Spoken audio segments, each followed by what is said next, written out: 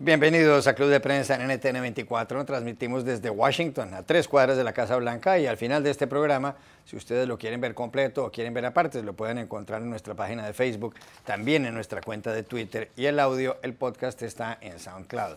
Y les doy la bienvenida a los invitados hoy al Club de Prensa. En primer lugar, la corresponsal del diario El País de Madrid, Amanda Mars. Bienvenida como siempre a esta mesa, Amanda. Buenos días. Pepe Díaz Briceño, corresponsal de Reforma de México, bienvenido también. Gracias, Juan Carlos. Y María Luisa Rosell, corresponsal de Radioprogramas del Perú, bienvenida a esta casa. Gracias, Juan Carlos. A propósito, hay informaciones de última hora de dos temas que llaman la atención. El primero, Amanda, tiene que ver con algo que aparece en su periódico en El País de Madrid, y dice que la Fiscalía pide que los exconsellers encarcelados sigan en prisión. ¿Esto a qué se refiere? Recordemos que el pasado 1 de octubre fue convocado un referendo independentista por el gobierno regional de Cataluña, por la Generalitat. El presidente de la Generalitat se encuentra en Bélgica, se encuentra en Bruselas, ha sido solicitada su extradición por el gobierno español, y algunos de los ministros regionales, lo que se llama los consellers en catalán, están en prisión, entre otros Oriol Junqueras, el vicepresidente de la Generalitat de Cataluña. Ese referendo fue considerado ilegal por el Tribunal Constitucional Español, y además han sido convocadas nuevas elecciones autonómicas, es decir, elecciones regionales para el 21 de diciembre, elecciones para lo que se llama el Parlament, que es el Parlamento regional.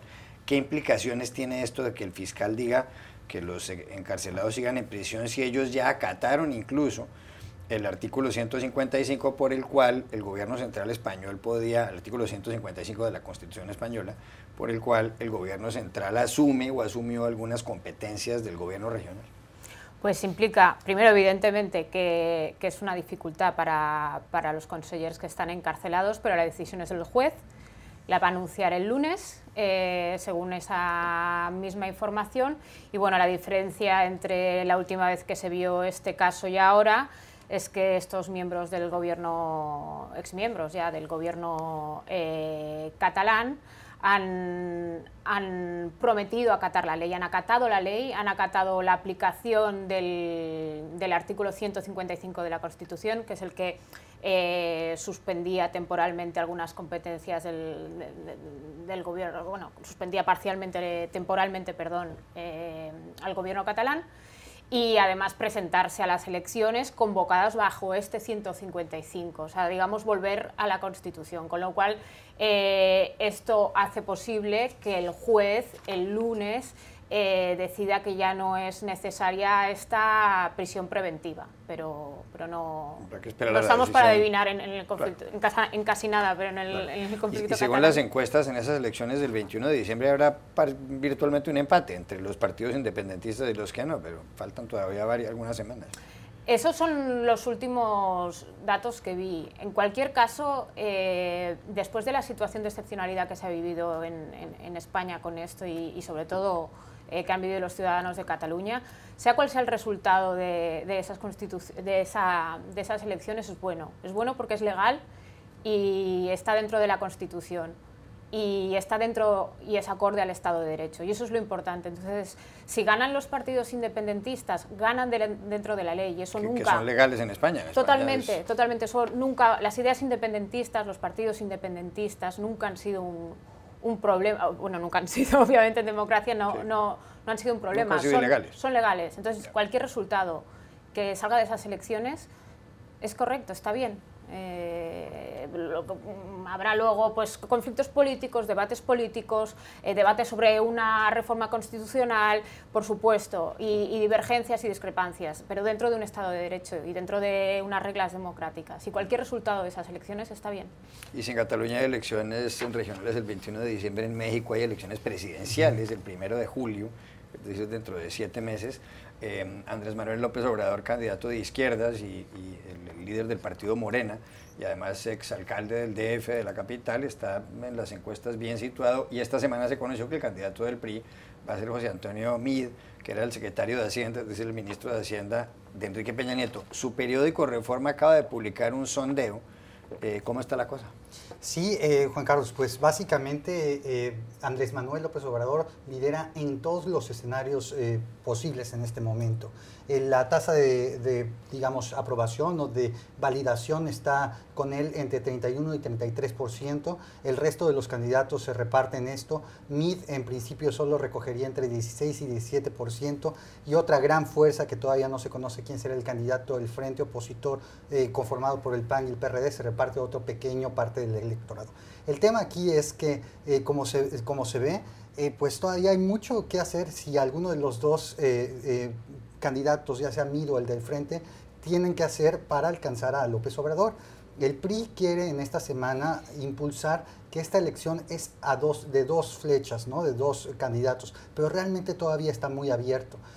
Ahora, lo más interesante de la encuesta me pareció que pues básicamente a José Antonio Meade pues muy poca gente lo conoce, solo 30% del electorado lo conoce, mientras Andrés Manuel López Obrador lo conoce a 87%, él ha sido candidato presidencial 2 veces, entonces el reto ahora que tiene el PRI es placear, como se dice en México, llevar a las plazas públicas a Meade por todos lados para que la gente lo conozca, y bueno, y también quitarle el aire que digamos de altivez, porque es un doctorado en economía de la Universidad de Yale, un tecnócrata muy competente, muy serio, que no se le conocen personalmente casos de corrupción, pero que sí se le cuestiona estar al lado de un partido con altísima desaprobación por justamente la desaprobación.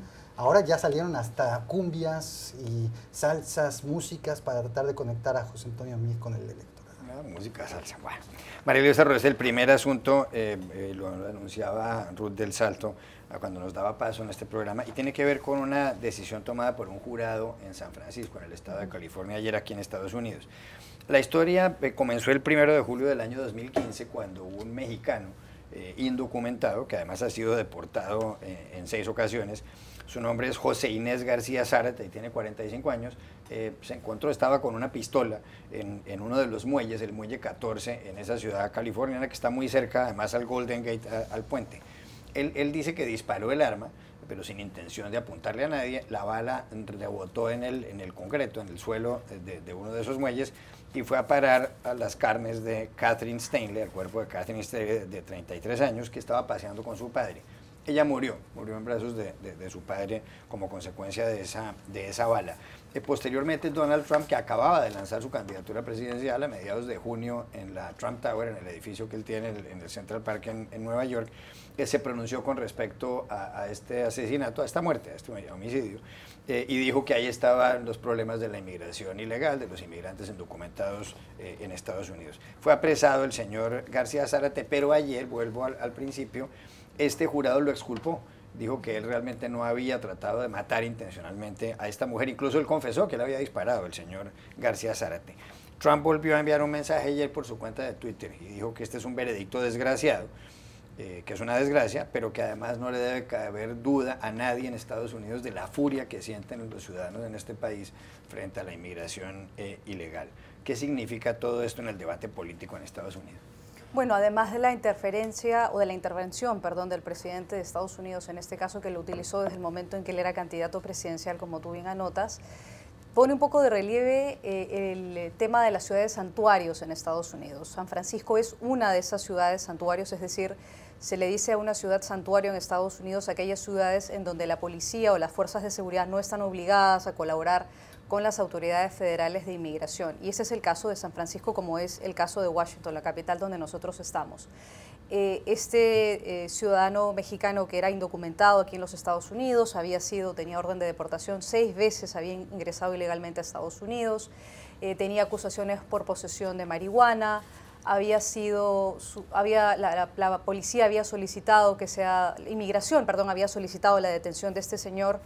Y en el 2015, mientras estaba en libertad condicional, acusado de posesión de marihuana, la inmigración solicitó que fuera deportado y que las autoridades de San Francisco, la policía de San Francisco, lo entregara. La policía de San Francisco dijo que no lo iba a seguir, amparado en este concepto de ciudad santuario, y es en ese momento en que se produce el asesinato de esta mujer. El jurado que evaluó el caso de esta mujer de San Francisco que falleció llegó a la conclusión, era un jurado de 6 personas, 3 de ellos inmigrantes, llegó a la conclusión que el disparo se produjo de manera involuntaria, es decir, que el tipo no quería realmente asesinar a la ciudadana. Pero una vez más trajo al debate político otra vez el tema de si los ciudadanos que son inmigrantes indocumentados en Estados Unidos son en su mayoría criminales o no, que es un poco el debate que ha estado utilizando el presidente de Estados Unidos y algunos republicanos en el Congreso.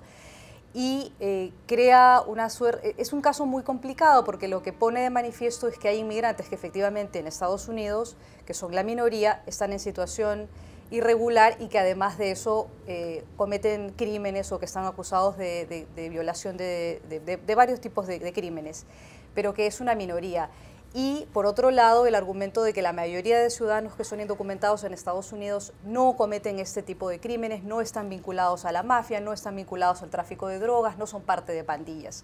Y otra vez comienza ese debate entre aquellos que proponen una reforma de las leyes de inmigración en Estados Unidos en favor de los 10, 11 millones que están en este país, la mayoría de ellos mexicanos, y aquellos que dicen, pero un momentito, si hay señores que están cometiendo actos criminales como este señor, ¿por qué le vamos a dar algún tipo de beneficio para que se queden de manera legal en Estados Unidos? El caso de este inmigrante indocumentado sí es emblemático porque precisamente era un criminal, tenía varias acusaciones, no solamente por haber ingresado ilegalmente a Estados Unidos, sino porque tenía cargos de posesión de drogas y otros cargos más. Y yo creo que luego que se conoce el resultado de que ha sido declarado no culpable, una vez más va a enfrentar a aquellos que, como dije antes, defienden la permanencia o no de los indocumentados ilegalmente en Estados Unidos y que tienen derecho a permanecer aquí si es que se da un camino para que se queden en los Estados Unidos o si deben ser deportados a sus países. En el caso de él, el jurado dio este fallo, ¿no? Pepe del Briceño. Sí, realmente de entrada, pues el hecho lamentable de la muerte de Kate Stale es decididamente una tragedia. A nadie le gustaría que una hija suya muriera por un disparo de bala mientras está paseando junto a su padre. Dicho sea esto, este caso ha incendiado a la derecha populista de Estados Unidos. Yo estuve escuchando ayer la cadena Fox News por la noche después de que se conoció básicamente el veredicto. Y los comentarios eran realmente increíbles, eran de un cuestionamiento del sistema de justicia estadounidense. La conductora Laura Ingraham, una de las más populares conductoras de televisión y de radio aquí, muy cercana al presidente Trump, dijo lo que le hubiera gustado a la mayor parte de la gente estadounidense es que fuera colgado. Poniendo en entredicho... O sea, ahorcado, exacto. Poniendo en entredicho el debido proceso, el respeto a la independencia judicial, la cuestión de un jurado de 6 personas de la sociedad. ¿Vale la pena no aceptar la justicia cuando no nos gusta?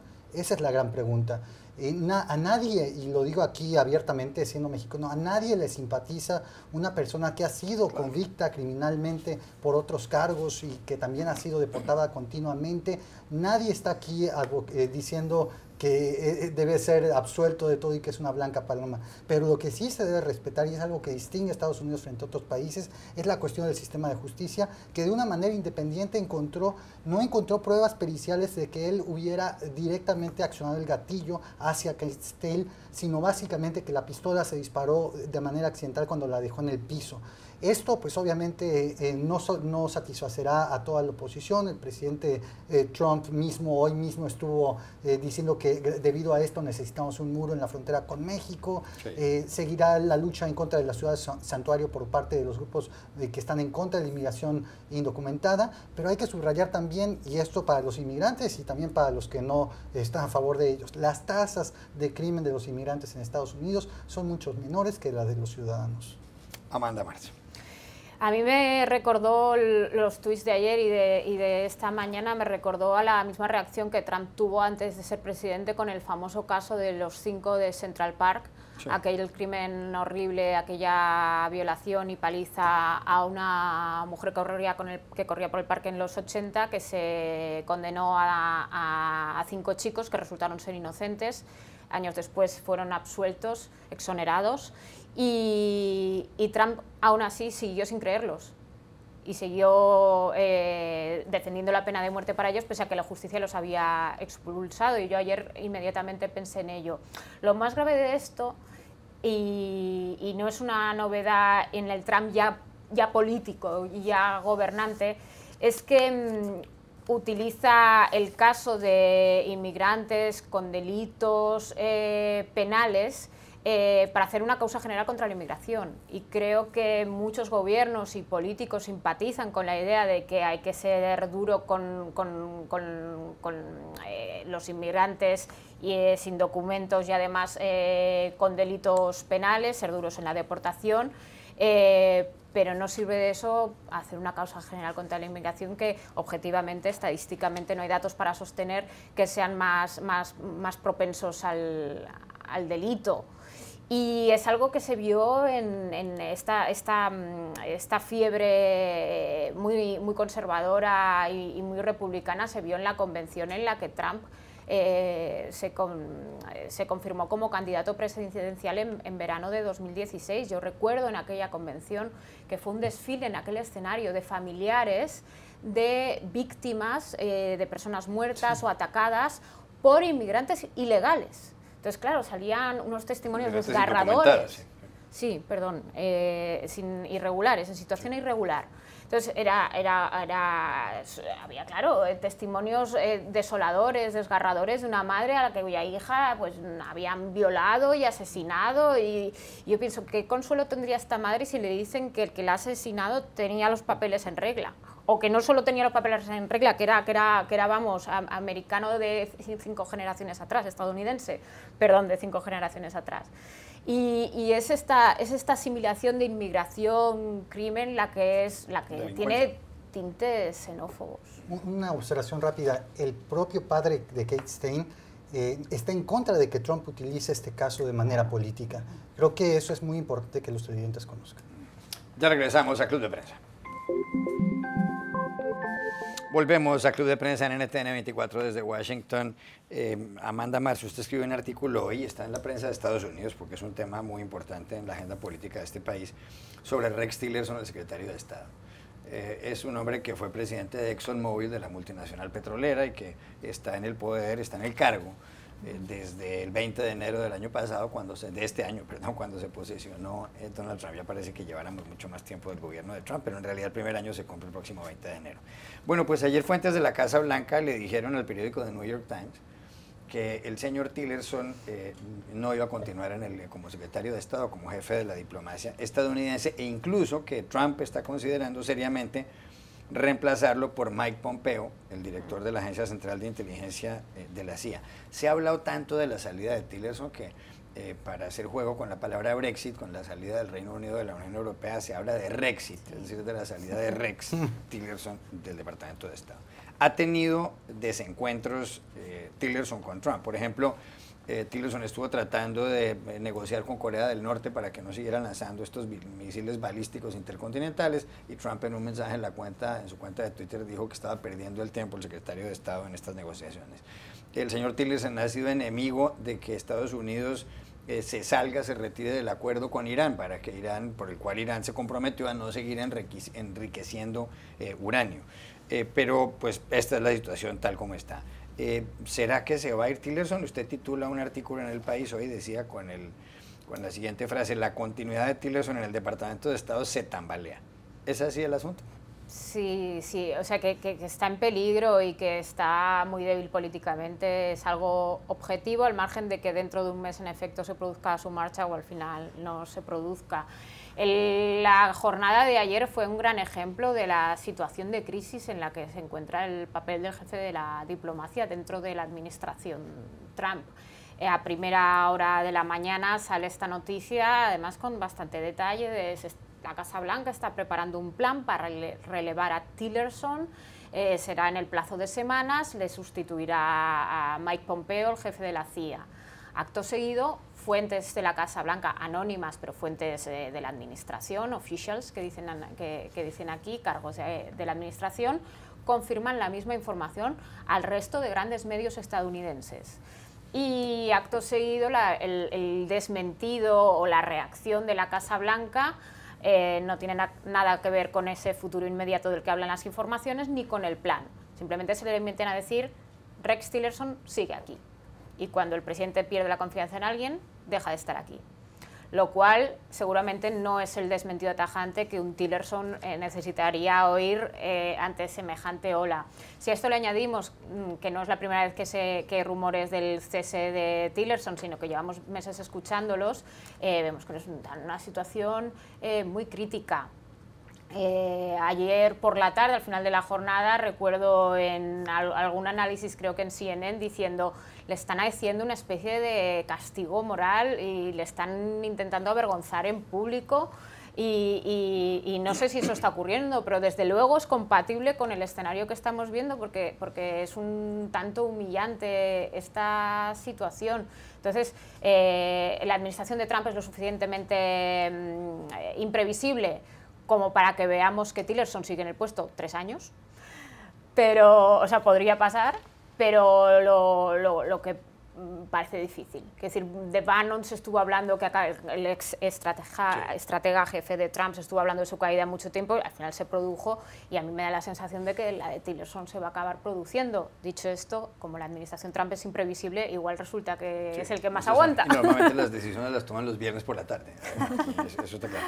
María Luisa, ¿ha resultado tan malo Tillerson? Entre otras cosas, él no figura mucho, y si uno se da cuenta de aquí hacia atrás, ha habido secretarios de Estado muy célebres, pues en la época de Barack Obama fue secretario de Estado John Kerry, pero antes de eso Hillary Clinton, en el gobierno de George W. Bush hubo secretarios de Estado conocidos, y de ahí para atrás con Bill Clinton, bueno, con George W. Bush estuvo Condoleezza Rice, que es muy famosa, antes de eso con Bill Clinton estuvo Madeleine Albright, también otra secretaria de Estado muy conocida, y de ahí para atrás con George Bush padre estuvo James Baker, que fue un secretario de Estado también célebre, y de ahí para atrás, sigo yendo para atrás con Richard Nixon, estuvo Henry Kissinger, muy famoso, incluso famoso negativamente por varios asuntos. Y si uno se va al comienzo de la historia de los Estados Unidos, el primer secretario de Estado que hubo aquí fue nada menos que Thomas Jefferson, que fue el secretario de Estado de George Washington en 1789, y posteriormente fue el tercer secretario, el tercer presidente de los Estados Unidos. ¿Es que ha resultado tan flojo, tan malo Tillerson?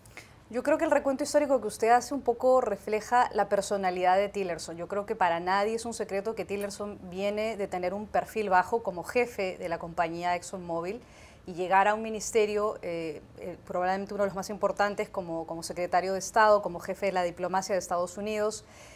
Ha sido una transición muy difícil para él y desde el comienzo se notó, tenía un perfil muy bajo, entre otras cosas además porque su cartera estaba reducida, minimizada por la presencia del yerno de Donald Trump, Jared Kushner, que hizo un poco las veces de enviado especial para muchas causas, para muchos casos como Medio Oriente, y yo creo que eso incomodó desde un inicio al secretario de Estado, que vio que su papel se reducía. Entonces lo que él hizo fue mantener un perfil bajo, no solo porque esa es su temperamento y su personalidad, sino porque era un poco el puesto y la posición en la que lo dejaron públicamente y de manera casi oficial.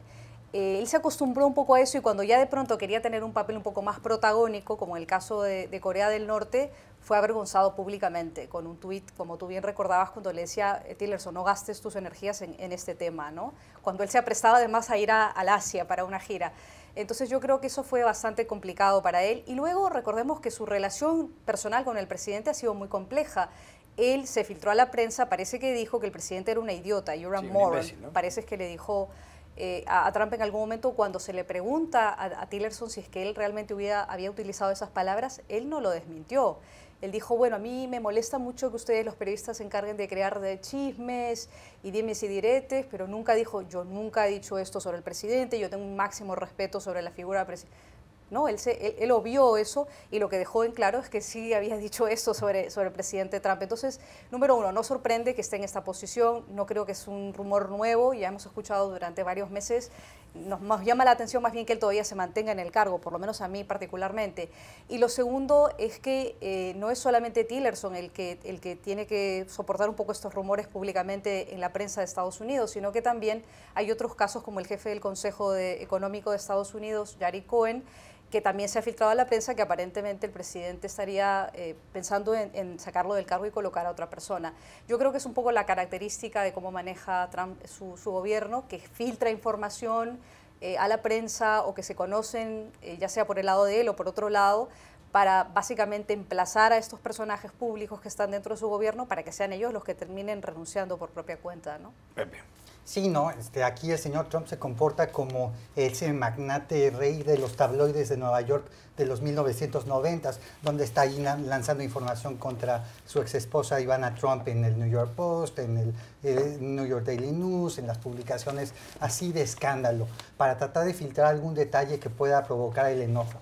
Y esto no es la primera vez que hace Trump. También con Jeff Sessions, el actual fiscal general, dio una entrevista abiertamente donde dijo al New York Times estar completamente decepcionado de Jeff Sessions por haberse excusado en el caso de la trama rusa sobre que investiga los posibles nexos de la campaña de Trump. Y pues básicamente esta actitud de denigrar a tus propios subordinados pues es algo que es emblemático de Trump.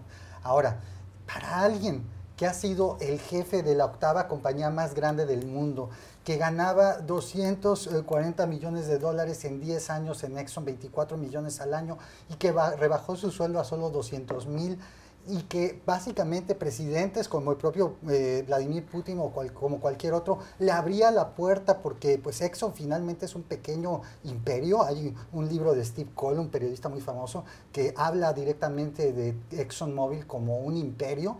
Para alguien que ha estado en ese puesto, rebajarse a ser golpeado a tomatazos por su jefe, no lo respeta, que no le da la independencia, la independencia de tomar decisiones, pues debe ser frustrante. Solo una anotación sobre exactamente cómo ha golpeado Trump, no solo a Tillerson, sino al Departamento de Estado mismo. Ayer yo me pasé todo el día buscando al secretario de Relaciones Exteriores de México, Luis Videgaray, el canciller mexicano, que estaba de visita en Washington.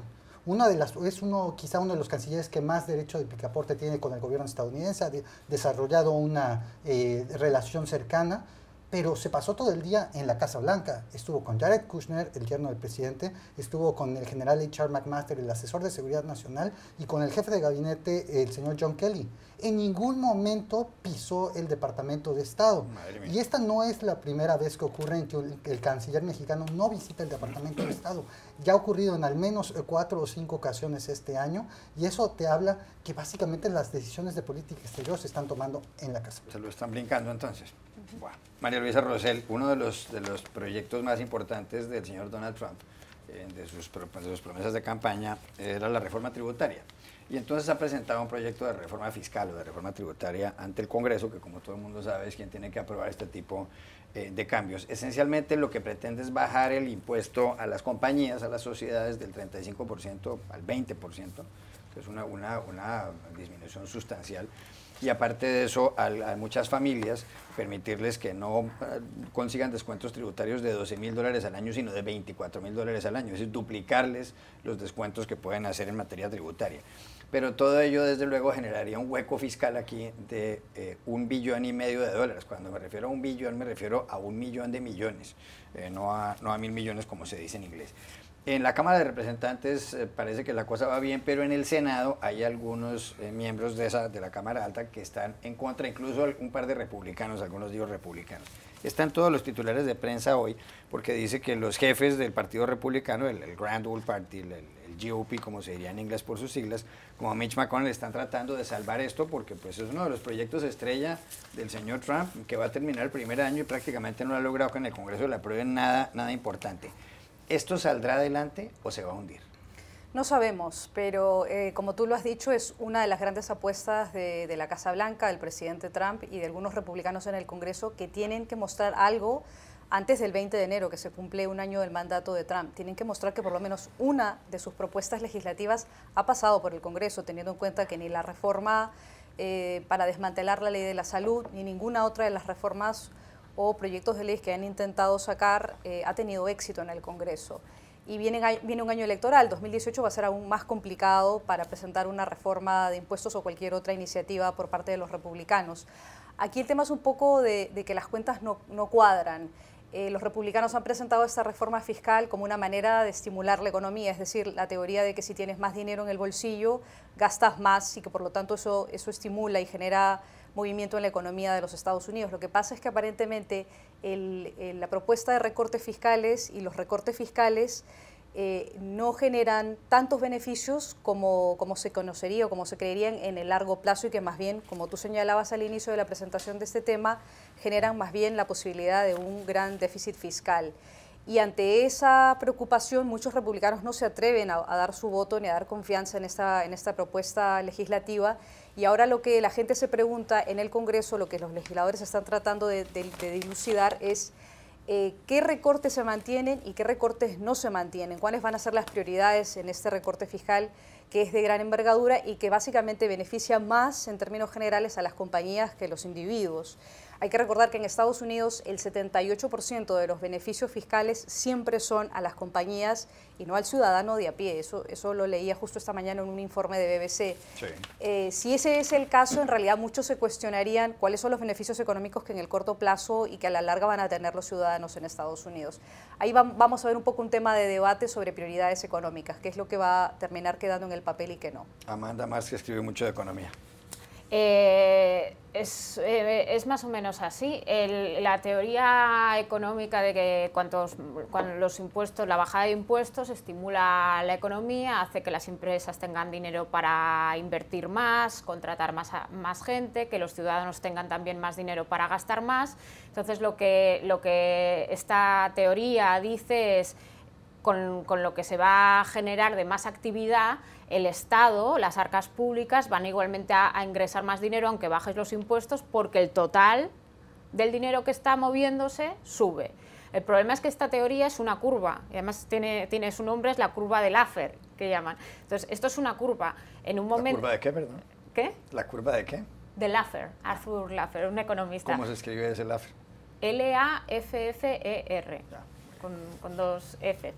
Lo que dice esta teoría es que si no hay ningún impuesto, no se genera ningún ingreso fiscal. Y si tú pones un 100% de impuestos, tampoco generas ningún ingreso fiscal, porque nadie va a emprender ninguna actividad económica, porque no va a tener dinero, ¿vale? El problema es que esto es una curva. Entonces la teoría, digamos, liberal y de los conservadores es cuanto más bajos los impuestos, más actividad y en el fondo más ingresos fiscales estaré recibiendo. Pero claro, eso es mirar solamente un lado de la curva. La otra curva es, si bajas tanto los impuestos, no va a ser tanta la actividad económica que generes de más como para compensar.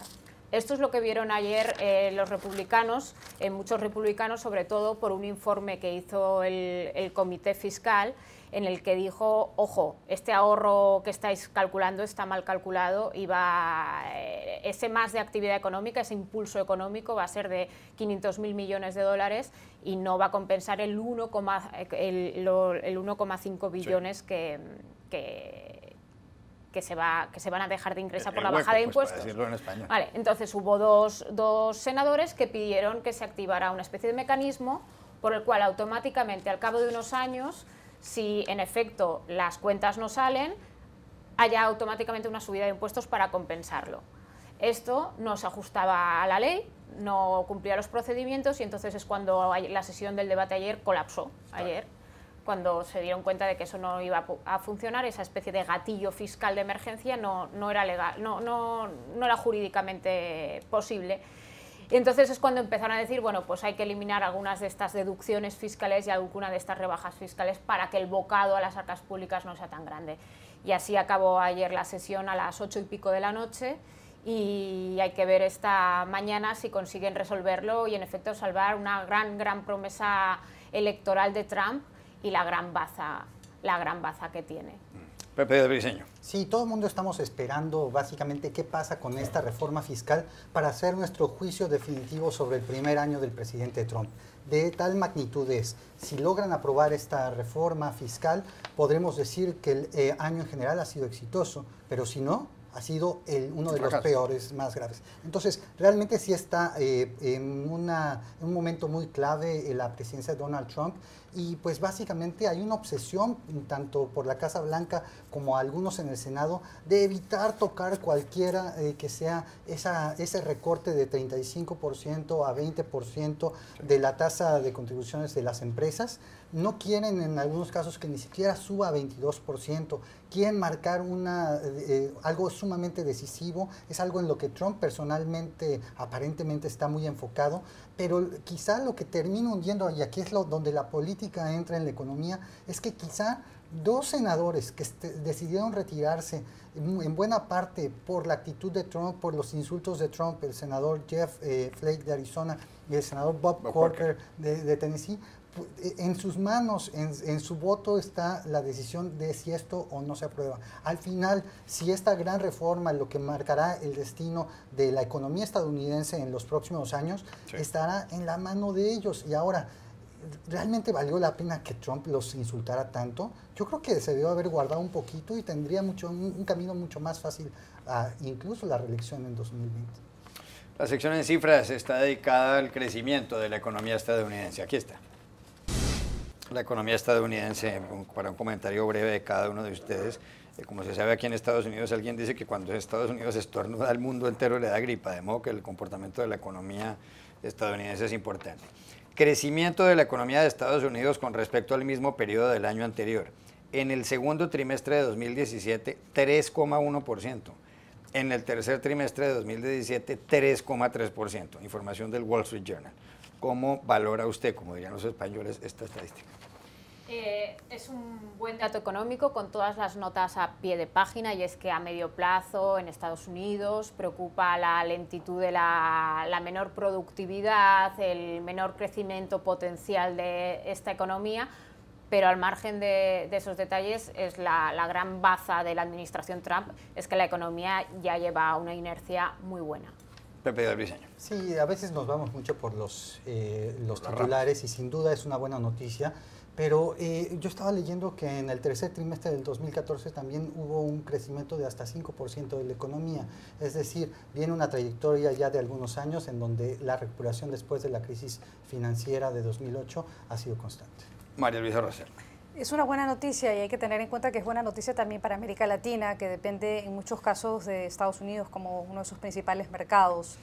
Es buena noticia porque para América Latina, que se ha previsto, me parece, el Fondo Monetario había previsto un crecimiento de alrededor un poquito más de 1,8% para el 2018, es una buena noticia, es un incentivo para que su economía o las economías de América Latina en general puedan seguir creciendo. Ya regresamos al Club de Prensa. Volvemos al Club de Prensa en NTN 24 desde Washington. María Luisa, hay noticias de su país, del Perú, porque el fujimorismo, la Fuerza Popular, no solamente ha criticado mucho a Pedro Pablo Kuczynski, el presidente, sino que quieren ahora la destitución del fiscal de la Nación, de Pablo Sánchez, y de 4 magistrados de la Corte Constitucional. ¿Por qué? Yo creo que es una reacción de la bancada fujimorista, que además tiene mayoría en el Congreso. De las 130 curules, ellos tienen 72. Por lo tanto, tienen un peso político muy importante en las decisiones y en las propuestas legislativas. Y es una reacción de esta bancada tan importante para blindar a la jefa del partido, que es Keiko Fujimori, la hija del expresidente Fujimori, frente a las investigaciones que se están haciendo en su contra, investigada por lavado de dinero durante su campaña y antes, y por aportaciones a su campaña electoral en el 2011 de la compañía de construcción brasileña Odebrecht. En ese momento tiene esas 2 investigaciones abiertas y yo creo que hay mucha incomodidad dentro de la bancada frente a estas investigaciones, en particular por el caso Odebrecht, porque el colaborador eficaz, que era el representante de Odebrecht en Lima, Jorge Barata, ha dicho a las autoridades peruanas en su condición de colaborador que efectivamente hubo un aporte a la campaña de Keiko Fujimori. Se especula que fue de alrededor de $500.000. Y digo se especula porque en una de las agendas que se le encontró a Keiko Fujimori y que ha sido entregada a la Fiscalía, se habla de una de las agendas encontrada, una de las agendas de Marcelo Odebrecht, sí, entregada a las autoridades peruanas y a las brasileñas. Además, parte de esa información la tiene el Departamento de Justicia aquí en Estados Unidos. Se habla en portugués, se señala en portugués de que ella había recibido Keiko Forza 500, que era básicamente reforzar el aporte de Keiko en $500.000. Marcelo Odebrecht le habría corroborado esa misma información a las autoridades peruanas en Curitiba hace unas semanas atrás, pero la Fiscalía peruana todavía no ha confirmado si esa información y ese testimonio que ha trascendido a través de la prensa es cierto o no. En todo caso, mientras esas investigaciones continúan o no, el fujimorismo se ve un poco acorralado, todavía no hay elecciones presidenciales en el Perú, pero hay un deseo muy grande, en particular de los fujimoristas y de Keiko, de que el padre de Keiko tenga la posibilidad de un beneficio de cumplir su condena fuera de la cárcel, porque él está ahora encarcelado. En prisión domiciliaria, sí. Sí, o de que le den un indulto, que es el beneficio que en realidad busca el fujimorismo. Y entonces Keiko tiene un poco a eso a su favor, ¿no? De poder presionar con la mayoría de curules que tiene en el Congreso al gobierno. Ya hemos visto que en meses pasados han logrado sacar a primeros ministros, han logrado sacar a otros ministros de los gabinetes, un poco presionado por ese tipo de temas, ¿no? Ya regresamos a Club de Prensa. Volvemos a Club de Prensa en NTN 24 y mucha atención, Michael Flynn, quien fuera jefe de Seguridad Nacional, consejero de Seguridad Nacional del presidente Donald Trump y quien estuviera en el cargo por alrededor de un mes únicamente, ha sido acusado de falso testimonio ante el FBI, se le acusa de la famosa trama rusa, de estar vinculado a la trama rusa. Más adelante en este canal toda la información sobre el tema. Pero Amanda Mars, ¿para quién fue esta semana una semana fatal? Para el líder norcoreano Kim Jong-un, porque hizo una nueva prueba balística, esta vez lanzando un proyectil que tiene capacidad de llegar a cualquier punto de Estados Unidos. Y esto es hacer esta exhibición, sube completamente el riesgo y nos pone al mundo en un clima de inseguridad y tensión lamentable. Es muy significativo que hoy Hawái, por primera vez desde la Guerra Fría, en 25 años, va a volver a poner en marcha las pruebas de sirenas por alarma nuclear.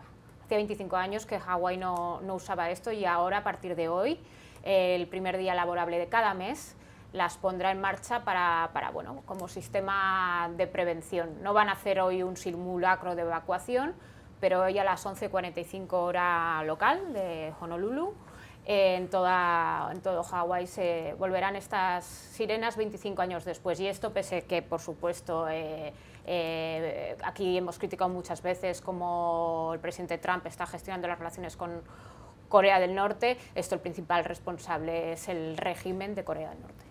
Pepe Díaz Briceño, ¿para quién fue esta semana una semana fatal? Sí, para la líder de la minoría demócrata en la Cámara Baja, Nancy Pelosi, quien es por muchos considerada un ícono del movimiento feminista, una líder en los derechos de las mujeres y que en unos 5 días debió dar una vuelta de 180 grados a una posición sobre el tema del acoso sexual y de acoso laboral.